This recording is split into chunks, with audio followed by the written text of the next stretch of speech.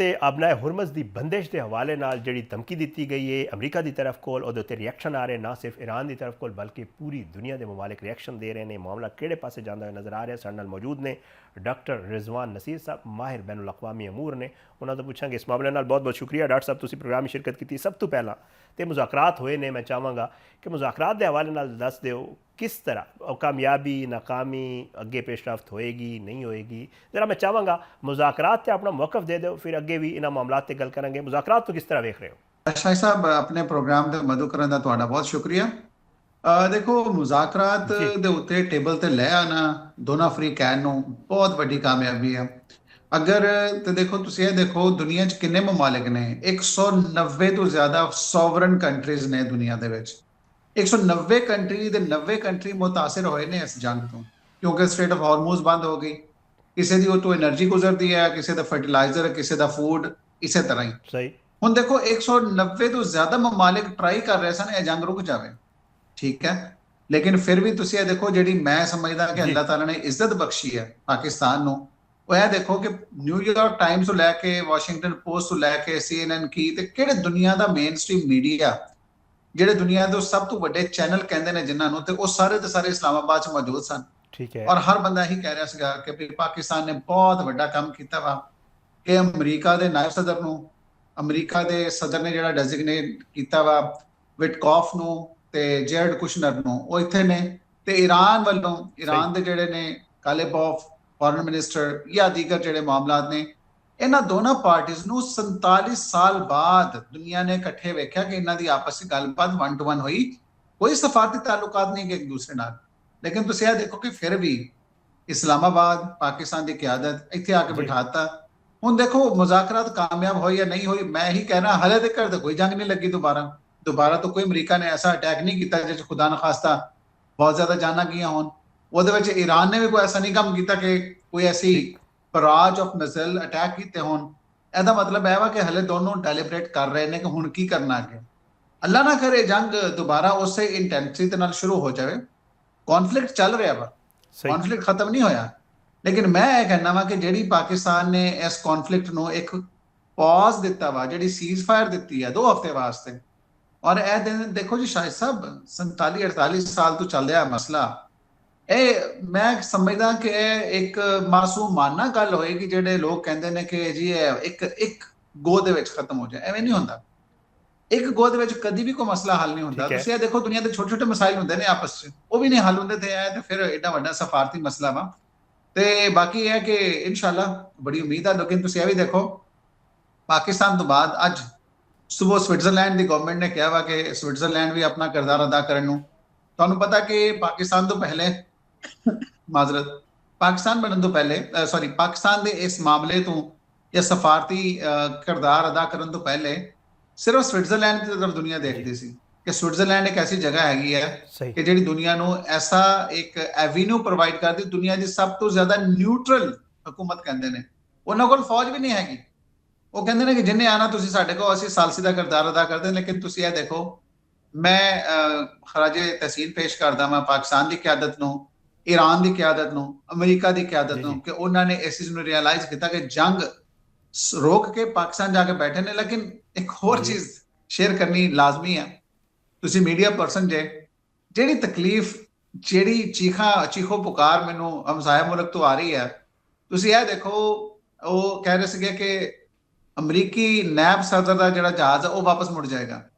ਉਹ ਕਹਿ ਰਹੇ ਸਨ ਕਿ ਜੀ ਇਹ ਮੁਜ਼ਾਕਰਾਤ ਹੋ ਹੀ ਨਹੀਂ ਸਕਦੇ। ਉਹ ਮਤਲਬ ਜਿਹੜੀ ਗਲਤ ਰਿਪੋਰਟਿੰਗ, ਗਲਤ ਇਨਫੋਰਮੇਸ਼ਨ, ਇੰਡੀਅਨ ਮੀਡੀਆ ਨੇ ਆਪਣਾ ਰੋਲ ਭਰਪੂਰ ਅਦਾ ਕੀਤਾ। ਲੇਕਿਨ ਤੁਸੀਂ ਇੱਕ ਚੀਜ਼ ਨੋਟ ਕਰਨੀ ਹੈ ਕਿ ਪਾਕਿਸਤਾਨ ਨੇ ਜਿਹੜੀ ਇੱਜ਼ਤ ਲਿਖੀ ਸੀ ਅੱਲਾਹ ਤਾਲਾ ਨੇ, ਉਹ ਮਿਲ ਕੇ ਰਹੀ ਹੈ। ਡਾਕਟਰ ਸਾਹਿਬ ਬਜਾ ਫਰਮਾਇਆ ਤੁਸੀਂ ਇਹ ਦੱਸ ਦਿਓ ਕਿ ਜੰਗ ਬੰਦੀ ਜਿਹੜੀ ਹੈ, ਕਿਉਂਕਿ ਤੁਹਾਨੂੰ ਪਤਾ ਹੈ ਕਿ ਸਪੋਇਲਰ ਦੀ ਸੂਰਤ ਜਿਹੜਾ ਇਜ਼ਰਾਈਲ ਮੌਜੂਦ ਹੈ ਔਰ ਉਸਨੇ ਉਸ ਵਕਤ ਵੀ ਹਮਲੇ ਕੀਤੇ ਲਬਨਾਨ ਦੇ ਉੱਤੇ ਜਦੋਂ ਇਹ ਮੁਜ਼ਾਕਰਾਤ ਹੋ ਰਹੇ ਸਨ।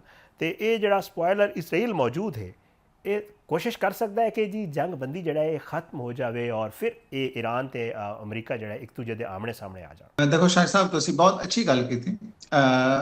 ਅਮਨ ਤੇ ਟੈਂਪਰੇਰੀ ਆ ਗਿਆ, ਲੇਕਿਨ ਪੀਸ ਸਪੋਇਲਰਸ ਜਿਹੜੇ ਨੇ ਸਭ ਤੋਂ ਵੱਡਾ ਮਸਲਾ ਜਿਹੜਾ ਵਾ ਇਸ ਤੇ ਉਹ ਹੈ ਇਜ਼ਰਾਈਲ ਦਾ। ਮੈਂ ਤੁਹਾਡੇ ਨਾਜ਼ਰੀਨ ਵਾਸਤੇ ਇੱਕ ਹੋਰ ਚੀਜ਼ ਦੱਸਣੀ ਚਾਹਾਂਗਾ ਅਮਰੀਕਾ ਦੀ 200 ਸਾਲ ਤੋਂ ਜ਼ਿਆਦਾ ਦੀ ਤਾਰੀਖ ਦੇ ਵਿੱਚ ਜਿੰਨੀਆਂ ਵੀ ਅਮਰੀਕਾ ਨੇ ਜੰਗਾਂ ਕੀਤੀਆਂ ਨੇ, ਜ਼ਿਆਦਾ ਡਿਸਾਈਸਿਵ ਜੰਗ ਜਿਹੜੀ ਅਮਰੀਕਾ ਨੇ ਕੀਤੀ ਹੈ ਉਹ ਹੈਗੀ ਹੈ ਵਰਲਡ ਵਾਰ 2। ਵਰਲਡ ਵਾਰ 2 ਜਦੋਂ ਅਮਰੀਕਾ ਨੇ ਐਟਮ ਬੰਬ ਸੁੱਟਤਾ ਸੀਗਾ ਤੇ ਉਸ ਤੋਂ ਬਾਅਦ ਜਾਪਾਨ ਨੇ ਸਰੈਂਡਰ ਕਰਤਾ ਸੀਗਾ ਤੇ ਜੰਗ ਖਤਮ ਹੋ ਗਈ ਸੀ। ਇਹ 200 ਸਾਲਾ ਤਾਰੀਖ ਦੇ ਵਿੱਚ ਵੀ ਅੱਜ ਤੱਕ ਜੀ ਕਿਸੇ ਵੀ ਗੈਰ ਮੁਲਕੀ ਸਦਰ ਜਾਂ ਡਿਗਨਿਟਰੀ ਨੂੰ ਇਜਾਜ਼ਤ ਨਹੀਂ ਹੋਈ ਕਿ ਸਿਚੁਏਸ਼ਨ ਰੂਮ 'ਚ ਚਲਾ ਜਾਵੇ।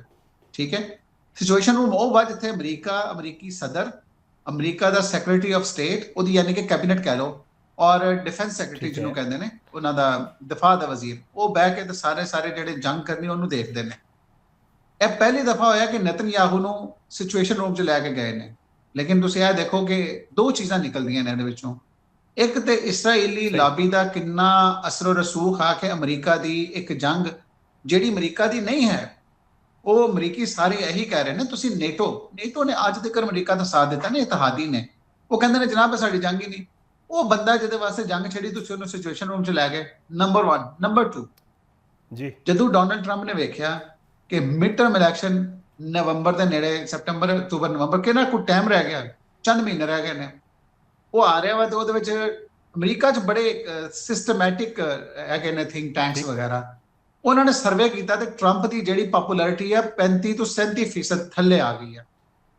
ਅੱਛਾ, ਜਦੋਂ ਥੱਲੇ ਆ ਗਈ ਹੈ ਤਾਂ ਮਤਲਬ ਹੈ ਕਿ ਮਿਡ ਟਰਮ ਇਲੈਕਸ਼ਨ ਦੇ ਵਿੱਚ ਅਗਰ ਡੋਨਲਡ ਟਰੰਪ ਉਹ ਇਤਮਾਦ ਨਹੀਂ ਜਿੱਤ ਪਾਉਂਦੇ ਜਿਹੜਾ ਲੋਕਾਂ ਦਾ ਜਿੱਤਣਾ ਵਾ, ਰਹਿਣਗੇ ਤਾਂ ਸਦਰ ਹੀ, ਲੇਕਿਨ ਉਹਨਾਂ ਦੀਆਂ ਤਾਕਤ ਜਿਹੜੀ ਆ being president of the United States ਉਹ ਕਰਟੇਲ ਹੋ ਜਾਏਗੀ। ਉਹ ਕੋਈ ਐਸੇ ਬੋਲਡ ਫੈਸਲੇ ਨਹੀਂ ਕਰ ਪਾਣਗੇ। ਹੁਣ ਇਹਦਾ ਮਤਲਬ ਇਹ ਵਾ ਕਿ ਉਹਨਾਂ ਨੂੰ ਤਾਂ ਇਹ ਟੈਨਸ਼ਨ ਲੱਗੀ ਕਿ ਮੈਂ ਪੂਰੇ ਅਮਰੀਕਾ ਦੇ ਲੋਕਾਂ ਨੂੰ ਇਹੀ ਵੇਚਿਆ ਕਿ ਜਨਾਬ, ਅੱਛਾ ਤੁਹਾਨੂੰ ਇਹ ਵੀ ਗੱਲ ਦੱਸਦਾ ਚੱਲਾਂ ਤੁਹਾਡੇ ਨਾਜ਼ਰੀਨ ਨੂੰ ਕਿ ਜਦੋਂ ਨਤਨਯਾਹੂ ਨੂੰ ਲੈ ਕੇ ਗਏ ਨੇ ਸਿਚੁਏਸ਼ਨ ਰੂਮ 'ਚ, ਉਹਨੇ ਦੋ ਤਿੰਨ ਚੀਜ਼ਾਂ ਕੀਤੀਆਂ। ਕਹਿੰਦਾ ਜਨਾਬ ਤੁਸੀਂ ਜੋ ਹੀ ਬੰਬਾਰਡਮੈਂਟ ਸ਼ੁਰੂ ਕਰੋਗੇ ਅਸੀਂ ਤਾਂ ਨਾਲ ਕਰੋਗੇ, ਈਰਾਨ ਦੇ ਲੋਕ ਉਕਤਾਏ ਬੈਠੇ ਨੇ, ਈਰਾਨ ਦੇ ਲੋਕ ਸੜਕਾਂ ਤੇ ਆਣਗੇ, ਰਜੀਮ ਚੇਂਜ ਹੋ ਜਾਏਗਾ। ਨੰਬਰ 2, ਉਹਨਾਂ ਨੇ ਕਿਹਾ ਇਹਨਾਂ ਕੋਲ ਮਿਜ਼ਾਈਲ ਦਾ ਜਿਹੜਾ ਜ਼ਖੀਰਾ ਉਹ ਥੋੜਾ ਜਿਹਾ ਹੈਗਾ, ਇੱਕ ਹਫ਼ਤੇ ਡੇਢ ਹਫ਼ਤੇ ਤੋਂ ਜ਼ਿਆਦਾ ਚੱਲਣਾ ਨਹੀਂਗਾ, ਜੰਗ ਆਪਾਂ ਥੋੜੀ 2 ਹਫ਼ਤੇ 3 ਹਫ਼ਤੇ ਤੱਕ ਖਿੱਚਾਂਗੇ, ਉਹ ਵੀ ਖਤਮ ਹੋ ਜਾਏਗਾ। ਤੀਸਰੀ ਗੱਲ ਜਿਹੜੀ ਉਹਨਾਂ ਨੇ ਕੀਤੀ, ਜਨਾਬ ਸਾਡੇ ਨਾਲ ਨੇਟੋ ਵੀ ਆ ਜਾਏਗਾ, ਸਾਡੇ ਨਾਲ ਦੀਗਰ ਇਤਿਹਾਦੀ ਵੀ ਆ ਜਾਣਗੇ, ਤਾਂ ਕੋਈ ਮਸਲਾ ਹੀ ਨਹੀਂ ਹੋਣਾ। ਉਹ ਜਿਹੜੀ ਉਹਨਾਂ ਨੇ ਚੂਰਨ ਵੇਚਿਆ ਆਪਣਾ ਸਦਰ ਟਰੰਪ ਨੂੰ, ਉਹ ਚੂਰਨ ਉਹਨਾਂ ਨੇ ਤਾਂ ਵੇਚ ਲਿਆ, ਲੇਕਿਨ ਉਹ ਹੈ ਹੀ ਚੂਰਨ ਸੀਗਾ, ਉਹ ਤੋਂ ਅੱਗੇ ਕੁਛ ਹੈ ਹੀ ਕੋਈ ਨਹੀਂ ਸੀ। ਫਸ ਗਏ ਨੇ ਨਾ। ਹੁਣ ਸਦਰ ਟਰੰਪ ਨਿਕਲਣਾ ਚਾਹ ਰਹੇ ਨੇ, ਉਹ ਇਸੂ ਨਿਕਲਣਾ ਚਾਹ ਰਹੇ ਨੇ, ਤੁਹਾਡੇ ਸਾਹਮਣੇ ਆ ਕਿ ਉਹਨਾਂ ਨੇ ਆਪਣੀ ਜਿਹੜੀ ਟੀਮ ਭੇਜੀ ਆ ਕੇ ਇੱਥੇ ਮੁਜ਼ਾਕਰਾਤ ਕਰ ਰਹੀ ਆ। ਉਹ ਤੋਂ ਅੰਦਾਜ਼ਾ ਹੁੰਦਾ ਕਿ ਦੇਖੋ ਜੀ ਅਮਰੀਕਾ ਅੱਜ ਤੱਕ ਦੱਸੋ ਅਮਰੀਕਾ ਕਦੇ ਐਵੇਂ ਕਿਸੇ ਟੇਬਲ ਤੇ ਗਿਆ ਹੋਵੇ। ਇਹ ਜਿਹੜੀ ਇਰਾਕ ਵਾਰ ਆ ਜਾਂ ਜਿਹੜੀ ਅਫਗਾਨਿਸਤਾਨ ਵਾਰ ਆ, ਉਸ ਅਮਰੀਕਾ ਕਿਸੇ ਟੇਬਲ ਤੇ ਥੋੜੀ ਬੈਠਾ ਸੀ। ਅਮਰੀਕਾ ਨੇ ਫੈਸਲਾ ਕੀਤਾ ਜੰਗ ਕਰਨੀ ਆ, ਕਰ ਲਈ। ਅਮਰੀਕਾ ਨੇ ਫੈਸਲਾ ਕੀਤਾ ਕਿ ਯੂਨਾਈਟਿਡ ਨੇਸ਼ਨਸ ਨੂੰ ਕਹਿਣਾ ਕਿ ਮੈਂ ਮਿਲ ਕੇ ਸਾਰੇ ਇਤਿਹਾਦੀ ਮਿਲ ਕੇ ਜਾਵਾਂਗੇ, ਉਹਨਾਂ ਨੇ ਕਰਤਾ। ਹਮੇਸ਼ਾ ਅਕਵਾਮ ਮੁਤਹਿਦਾ ਦਾ ਪਲੇਟਫਾਰਮ ਇਸਤੇਮਾਲ ਕਰਕੇ ਖਤਮ ਕਰਤੀ ਗੱਲ। अब पहली दफा होया है जे अमरीका की तारीख है कि पाकिस्तान जैसा मुल्क ਜਿਹੜਾ ਹੈ ਨਾ, ਉਹ ਜਿਹੜਾ ਅਮਰੀਕਾ ਦੇ ਨਾਲ ਅੱਛੇ ਤਾਲੁਕਾਤ ਨੇ, ਈਰਾਨ ਨਾਲ ਅੱਛੇ ਤਾਲੁਕਾਤ ਨੇ, ਉਹਨਾਂ ਦੀ ਗੱਲ ਵੀ ਸੁਣੀ, ਇੱਜ਼ਤ ਵੀ ਦਿੱਤੀ। ਤੇ ਮੈਂ ਇਹ ਸਮਝਦਾ ਵਾਂ ਇਹ ਵਾਜ਼ਿਹ ਹੁੰਦਾ ਵਾ ਪੀਸ ਸਪਾਇਲਰ ਹੈਗੇ ਨੇ। ਨਤਨਯਾਹੂ ਸਭ ਤੋਂ ਵੱਡਾ ਪੀਸ ਸਪਾਇਲਰ। ਪੂਰੀ ਦੁਨੀਆ ਦੇਖੋ ਜੀ, ਅੱਜ ਤੱਕ ਐਵੇਂ ਨਹੀਂ ਹੋਇਆ ਕਿ ਇਸਰਾਈਲ ਦੀ ਜਿਹੜੀ ਪਪੂਲੈਰਿਟੀ ਆ ਅਮਰੀਕਾ 'ਚ ਉਹ ਹੁੰਦੀ ਆ 80 ਤੋਂ ਉੱਤੇ, 80% ਤੋਂ ਉੱਤੇ। ਇਸ ਟਾਈਮ ਉਹ ਵੀ 40-45 ਦੇ ਅਰਾਊਂਡ ਹੈ, ਯਾਨੀ ਕਿ ਇੰਨੀ ਅਨਪਪੂਲਰ ਰਜੀਮ ਹੋ ਗਿਆ ਵਾ ਨਤਨਯਾਹੂ ਦਾ। ਤੇ ਇਹਦਾ ਮਤਲਬ ਇਹ ਵਾ ਕਿ ਜਨਾਬ ਇਸਰਾਈਲੀ ਲੌਬੀ ਜਿਹੜੀ American Israel public affairs committee ਆ, ਉਹਦੇ ਮੈਂਬਰਾਂ ਚਾਹੇ ਕਾਂਗਰਸ ਦੇ ਲੋਕਾਂ ਨੂੰ ਜਿੰਨਾ ਮਰਜ਼ੀ ਆਪਣੀ ਐਡਵੋਕੇਸੀ ਕਰ ਲੈਣ, ਜਿੰਨੀ ਮਰਜ਼ੀ ਲੌਬਿੰਗ ਕਰ ਲੈਣ, ਅਨਪਪੂਲੈਰਿਟੀ ਹੋ ਗਈ ਹੈ ਇਸਰਾਈਲ ਦੀ ਤੇ ਡੋਨਲਡ ਟਰੰਪ ਦੀ। ਬਾਕੀ ਇਹ ਇੱਕ ਲਾਸਟ ਕਵਾਂਗਾ ਇੱਥੇ ਤੁਹਾਡੇ ਇਸ ਕੁਐਸਚਨ ਦੇ ਉੱਤੇ ਕਿ ਸਦਰ Trump is not America. America ਦੇ ਲੋਕ ਜੋ ਕੁਝ ਚਾਹੁੰਦੇ ਨੇ, ਅਮਨ ਚਾਹੁੰਦੇ ਨੇ, ਡਿਵੈਲਪਮੈਂਟ ਚਾਹੁੰਦੇ ਨੇ, ਫੈਸਿਲਿਟੇਸ਼ਨ ਚਾਹੁੰਦੇ ਨੇ, ਗੈਸ ਦੀ ਪ੍ਰਾਈਸਿਸ ਥੱਲੇ ਚਾਹੁੰਦੇ ਨੇ, ਉਹ ਚਾਹੁੰਦੇ ਨੇ ਉਹਨਾਂ ਦੇ ਜਿਹੜੇ ਹੋਮਲੈਸ ਨੇ ਉਹਨਾਂ ਨੂੰ ਘਰ ਮਿਲ ਜਾਵੇ, ਉਹ ਚਾਹੁੰਦੇ ਨੇ ਜਿਹੜੀ ਸੋਸ਼ਲ ਸਿਕਿਉਰਿਟੀ ਨਹੀਂ ਮਿਲ ਰਹੀ ਉਹ ਮਿਲ ਜਾਵੇ। Donald Trump is not America. ਤੇ ਜਿਹੜੇ ਅਮਰੀਕਨਸ ਹੈਗੇ ਨੇ ਉਹਨਾਂ ਦੀਆਂ ਪ੍ਰਾਇੋਰਟੀਜ਼ ਹੋਰ ਨੇ, ਤੇ ਡੋਨਲਡ ਟਰੰਪ ਦੀਆਂ ਪ੍ਰਾਇੋਰਟੀਜ਼ ਇਸ ਟਾਈਮ ਹੋਰ ਨੇ। ਤੇ ਇਸ ਟਾਈਮ ਜੋ ਗਲਤੀ ਕਰ ਬੈਠੇ ਨੇ, ਇਹਨੂੰ ਮੈਂ ਕਹਾਂਗਾ ਸਟ੍ਰੈਟੇਜਿਕ ਬਲੰਡਰ, ਉਹ ਕਰ ਬੈਠੇ ਨੇ, ਕੋਈ ਗੱਲ ਨਹੀਂ, ਲੇਕਿਨ ਹਲੇ ਵੀ ਚਾਂਸ ਹੈਗਾ ਇਹਨੂੰ ਸੁਧਾਰ ਲੈਣ, ਇਸ ਮਾਮਲੇ ਨੂੰ ਮਜ਼ੀਦ ਤਵਾਲਤ ਨਾ ਦੇਣ, ਔਰ ਇਹਨੂੰ ਬਿਲਕੁਲ ਅੱਛਾ ਸੇਫ ਐਗਜ਼ਿਟ ਦਿੱਤਾ ਪਾਕਿਸਤਾਨ ਨੇ ਦੋਨਾਂ ਪਾਰਟੀਆਂ ਨੂੰ, ਤੇ ਦੁਬਾਰਾ ਗਰਾਊਂਡ ਕਰ ਲੈਣ, ਬਹਿ ਕੇ ਦੋ ਚੀਜ਼ਾਂ ਦੇ ਸਾਈਨ ਹੀ ਕਰਨੇ ਨੇ ਨਾ, ਕਰ ਲੈਣ ਸਾਈਨ। ਤੇ ਇੱਕ ਹੋਰ ਚੀਜ਼ ਜਿੱਤੇ ਮੁਜ਼ਾਕਰਾਤ ਜਿਹੜੀ ਵਾਨ ਸਾਹਿਬ ਨੇ ਕਿਹਾ ਕਿ ਜਨਾਬ ਅਸੀਂ ਇਹਨਾਂ ਨੂੰ ਇਜਾਜ਼ਤ ਨਹੀਂ ਦਿਆਂਗੇ, ਸਾਡੀਆਂ ਰੈੱਡ ਲਾਈਨਸ ਕਲੀਅਰ ਨੇ, ਅਸੀਂ ਇਹਨਾਂ ਨੂੰ ਨਿਊਕਲੀਅਰ ਵੈਪਨਸ ਦੀ ਇਜਾਜ਼ਤ ਨਹੀਂ ਦੇ ਸਕਦੇ। ਤੇ ਦੁਨੀਆ ਦਾ ਸਭ ਤੋਂ ਵੱਡਾ ਸਕਾਲਰ ਕੈਨਥ ਐਡਵਰਡਸ ਜਿਹਦੀ ਵਫਾਤ ਹੋਈ ਹੈ 2013 ਦੇ ਵਿੱਚ। ਤਾਰੀਖ ਦੇ ਸਭ ਤੋਂ ਵੱਡੇ ਕੰਟੈਂਪਰੇਰੀ ਇੰਟਰਨੈਸ਼ਨਲ ਰਿਲੇਸ਼ਨ ਦੇ ਸਕਾਲਰਾਂ 'ਚ ਹੈਗਾ ਉਹਦਾ ਨਾਮ। ਉਹਨੇ ਇੱਕ ਗੱਲ ਕਹੀ ਸੀ, ਉਹਨੇ ਕਿਹਾ ਜਦੋਂ ਤੱਕ ਈਰਾਨ ਦੇ ਕੋਲ ਨਿਊਕਲੀਅਰ ਵੈਪਨ ਨਹੀਂ ਆਉਂਦੇ ਨਾ, ਪੂਰਾ ਮਿਡਲ ਈਸਟ ਤਕਲੀਫ 'ਚ ਰਹੇਗਾ, ਜੰਗਾਂ ਹੁੰਦੀਆਂ ਰਹਿਣਗੀਆਂ, ਇਸਰਾਈਲ ਅਟੈਕ ਕਰਦਾ ਰਹੇਗਾ। ਜੋ ਹੀ ਈਰਾਨ ਕੋਲ ਨਿਊਕਲੀਅਰ ਵੈਪਨਸ ਆ ਜਾਣਗੇ ਤੇ ਇੱਕ ਇੰਟਰਨੈਸ਼ਨਲ ਪੋਲਿਟਿਕਸ 'ਚ ਟਰਮ ਹੈਗੀ, ਉਹਨੂੰ ਕਹਿੰਦੇ ਨੇ ਬੈਲੈਂਸ ਆਫ ਟੈਰਰ। ਤੇ ਬੈਲੈਂਸ ਆਫ ਟੈਰਰ ਦੀ ਵਜ੍ਹਾ ਤੋਂ ਨਾ ਉਹ ਇਹ ਥ੍ਰੈਟ ਹੋਏਗੀ ਕਿ ਅਗਰ ਅਸੀਂ ਅਗਰੈਸ਼ਨ ਕਰਾਂਗੇ ਤੇ ਇਹਨਾਂ ਕੋਲ ਨਿਊਕਲੀਅਰ ਵੈਪਨ ਆ।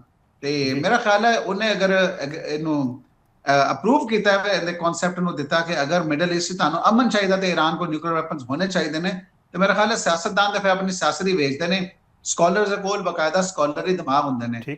ਤੇ ਮੈਨੂੰ ਇਹ ਲੱਗਦਾ ਕਿ ਇਸੇ ਤੋਂ ਅਮਰੀਕਾ ਨੂੰ ਆਈਡੀਆ ਹੋ ਗਿਆ ਵਾ ਕਿ ਈਰਾਨ ਨੇ ਜਿੰਨੀ ਵੀ ਸਾਨੂੰ ਕੋਆਪਰੇਸ਼ਨ ਕੀਤੀ ਸੀਗੀ ਉਹ ਹੁਣ ਪਿੱਛੇ ਹਟ ਗਿਆ। ਤੇ ਉਹ ਨਿਊਕਲੀਅਰ ਵੈਪਨ ਤੇ ਈਰਾਨ ਨੇ ਕਿਹਾ ਸੀ ਅਸੀਂ ਨਹੀਂ ਬਣਾਉਂਦੇ, ਉਹਨੂੰ ਬਣਾਉਣ ਤੇ ਮਜਬੂਰ ਹੋ ਗਏ। ਉਹਨਾਂ ਨੂੰ ਪਤਾ ਲੱਗ ਗਿਆ ਕਿ ਜਨਾਬ ਅਗਰ ਅਸੀਂ ਨਿਊਕਲੀਅਰ ਵੈਪਨ ਹਾਸਲ ਕਰ ਲਾਂਗੇ ਹੁੰਦਾ ਤੇ ਫਿਰ ਇੱਥੇ ਸਾਡੇ ਤੋਂ ਕੋਈ ਅਗਰੈਸ਼ਨ ਨਹੀਂ ਕਰ ਸਕਦਾ।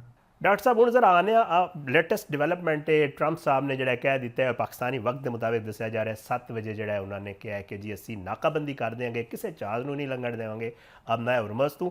ਔਰ ਉਹ ਕਹਿ ਰਹੇ ਨੇ ਕਿ ਜੀ ਜਿਹੜਾ ਵੀ ਈਰਾਨ ਨੂੰ ਟੈਕਸ ਦੇਗਾ, ਪੈਸੇ ਦੇਗਾ, ਅਸੀਂ ਉਹਨੂੰ ਵੀ ਨਹੀਂ ਛੋੜਾਂਗੇ। ਤੇ ਇਹ ਦੱਸੋ ਕਿ ਇਹ ਜਿਹੜੀ ਅਬਨਾਏ ਹੁਰਮਜ਼ ਦੀ ਜਿਹੜੀ ਬੰਦਿਸ਼ ਵਾਲਾ ਜਿਹੜਾ ਮਾਮਲਾ ਹੈ, ਜਿਹੜੀ ਧਮਕੀ ਦਿੱਤੀ ਗਈ ਹੈ, ਇੱਕ ਤਾਂ ਇਹ ਦੱਸ ਦਿਓ ਇਹ ਕਿਆ ਵਾਕਈ ਦਬਾਅ ਪਾਉਣ ਦੀ ਕੋਸ਼ਿਸ਼ ਹੈ, ਔਰ ਦੂਜਾ ਇਸ ਧਮਕੀ ਦਾ ਤੁਹਾਨੂੰ ਨਤੀਜਾ ਕੀ ਨਜ਼ਰ ਆ ਰਿਹਾ? ਅੱਛਾ ਸ਼ਾਹਿਦ ਸਾਹਿਬ, ਸਭ ਤੋਂ ਵੱਡੀ ਗੱਲ ਹੈ ਕਿ ਡੋਨਲਡ ਟਰੰਪ ਪ੍ਰੈਜ਼ੀਡੈਂਟ ਨੇ ਅਮਰੀਕਾ ਦੇ, ਉਹਨਾਂ ਨੇ ਜੋ ਕਹਿਣਾ ਵਾ ਉਹ ਫੌਜ ਨੇ ਉਵੇਂ ਹੀ ਕਰਨਾ। ਲੇਕਿਨ ਅਗਰ ਫੌਜ ਨੂੰ ਲੱਗੇ, ਯਾਨੀ ਕਿ ਸੈਂਟਰਲ ਕਮਾਂਡ ਨੂੰ, ਜਿਹਦੇ ਬਰੈਡ ਕੂਪਰ ਜਿਹੜੇ ਇਸ ਟਾਈਮ ਕਮਾਂਡਰ ਇਨ ਚੀਫ ਨੇ ਉਹਨਾਂ ਦੇ, ਉਹ ਕਰ ਰਹੇ ਨੇ, ਜਿਹੜੇ ਹੈਡ ਕਰ ਰਹੇ ਨੇ ਸੈਂਟਕੌਮ ਦੇ ਆਪਰੇਸ਼ਨਸ ਨੂੰ, ਉਹ ਇੱਕ ਗੱਲ ਜ਼ਰੂਰ ਕਹਿਣਗੇ ਸਦਰ ਟਰੰਪ ਨੂੰ।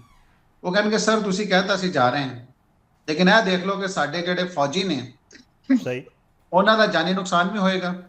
ਸਾਡੇ ਉੱਥੇ ਜਿਹੜੇ ਐਸੈਟਸ ਖੜੇ ਹੋਣਗੇ ਜਿਹਨੂੰ ਵਾਰਸ਼ਿਪ ਕਹਿੰਦੇ ਨੇ, ਸਾਡੇ ਵਾਰਸ਼ਿਪਸ ਦਾ ਵੀ ਨੁਕਸਾਨ ਹੋਏਗਾ ਜੀ। ਤੇ ਪੂਰੀ ਦੁਨੀਆ ਅਮਰੀਕਾ ਉੱਤੇ ਉਂਗਲਾਂ ਚੱਕੇਗੀ ਕਿ ਉਹ ਮੁਲਕ ਜਿੰਦੇ ਬਾਰੇ ਤੁਸੀਂ ਕਿਹਾ ਸੀ ਉਹਨਾਂ ਦਾ ਡਿਫੈਂਸ ਉਡਾਤਾ ਹੈ, ਡਿਫੈਂਸ ਉਡਾਤਾ, ਉਹਨਾਂ ਦੀ 에ਅਰਫੋਰਸ ਮੁਕੰਮਲ ਤਬਾਹ ਕਰਤੀ, ਉਹਨਾਂ ਦੀ ਨੇਵੀ ਮੁਕੰਮਲ ਤਬਾਹ ਕਰਤੀ, ਉਹਨਾਂ ਦੇ ਕੋਲ ਹੁਣ ਜਿਹੜਾ ਮਿਜ਼ਾਈਲ ਦਾ ਜ਼ਿਕਰ ਆ ਉਹ ਵੀ ਬਿਲਕੁਲ ਖਤਮ ਹੋ ਗਿਆ ਤੇ ਉਹ ਉਹਨਾਂ ਦੇ ਹੱਥੋਂ ਤੁਸੀਂ ਦੁਬਾਰਾ ਮਾਰ ਖਾ ਲਈ। ਮੈਂ ਦੋ ਚੀਜ਼ਾਂ ਕਵਾਂਗਾ, ਦੇਖੋ ਈਰਾਨ ਉਸ ਮੁਲਕ 'ਚ ਰਹਿਣ ਵਾਲੇ ਲੋਕ, ਅਗਰ ਉਹੀ ਗੱਲ ਹੁੰਦੀ ਜਿਹੜੀ ਇਹਨਾਂ ਨੇ ਗਲਤੀ ਇਰਾਕ ਤੇ ਅਫਗਾਨਿਸਤਾਨ 'ਚ ਕੀਤੀ ਆ, ਇਹਨਾਂ ਦੇ ਫੌਜੀਆਂ ਨੇ ਜਿੰਨੀਆਂ ਜਾਨਾਂ ਗਈਆਂ ਨੇ ਅਮਰੀਕੀ ਇਸ ਟਾਈਮ ਉਹਨੂੰ ਅਫੋਰਡ ਨਹੀਂ ਕਰ ਸਕਦੇ। ਅਗਰ ਡੋਨਲਡ ਟਰੰਪ ਨੂੰ ਤੁਸੀਂ ਦੇਖਿਆ ਹੋਏਗਾ ਕਿ ਧਮਕੀਆਂ ਦੇਣੀਆਂ ਨੇ ਨਾ, ਇਹ ਡੈਡਲਾਈਨ ਪਹਿਲੇ ਦਿੱਤੀ, ਫਿਰ ਦੂਸਰੀ ਦਿੱਤੀ, ਇਹ ਹੁਣ ਤੀਸਰੀ ਡੈਡਲਾਈਨ ਆ ਗਈ। ਮੈਂ ਇਹ ਗੱਲ ਕਹਾਂਗਾ ਕਿ ਡੋਨਲਡ ਟਰੰਪ ਜ਼ੇਨੀ ਤੌਰ ਤੇ ਸ਼ਾਇਦ ਉਹਨਾਂ ਨੂੰ ਇਸ ਚੀਜ਼ ਦਾ ਆਈਡੀਆ ਨਹੀਂ ਹੈਗਾ ਕਿ ਅਗਰ ਸੈਂਟਕੌਮ ਇਹਨਾਂ ਨੂੰ ਦੇ ਦੇਗੀ ਕੈਲਕੂਲੇਸ਼ਨ ਕਿ ਜਨਾਬ ਅਗਰ ਤੁਸੀਂ ਝੇਲ ਸਕਦੇ ਨਾ ਤੁਹਾਡੇ ਫੌਜੀਆਂ ਦੇ ਤਾਬੂਤ ਆਣ ਇੱਥੇ ਤੇ ਤੁਸੀਂ ਕਰ ਲਓ ਜੰਗ, ਕਿਉਂਕਿ ਉੱਥੇ ਦੇ ਲੋਕ ਮੁਕਾਮੀ ਲੋਕ ਨੇ, ਉੱਥੇ ਦੇ ਲੋਕਾਂ ਨੂੰ ਪਤਾ, ਔਰ ਉਹ ਜਾਨ ਗਵਾਉਣ ਤੋਂ ਨਹੀਂ ਡਰ ਰਹੇ। ਉਹ ਕਹਿੰਦੇ ਜਨਾਬ ਸਾਡਾ ਮੁਲਕ, ਸਾਡੇ ਵਾਸਤੇ ਜੰਗ ਜਿਹੜੀ ਸਰਵਾਈਵਲ ਦੀ ਜੰਗ ਆ, ਬਕਾ ਦੀ ਜੰਗ ਆ, ਅਸੀਂ ਲੜਨੀ ਆ।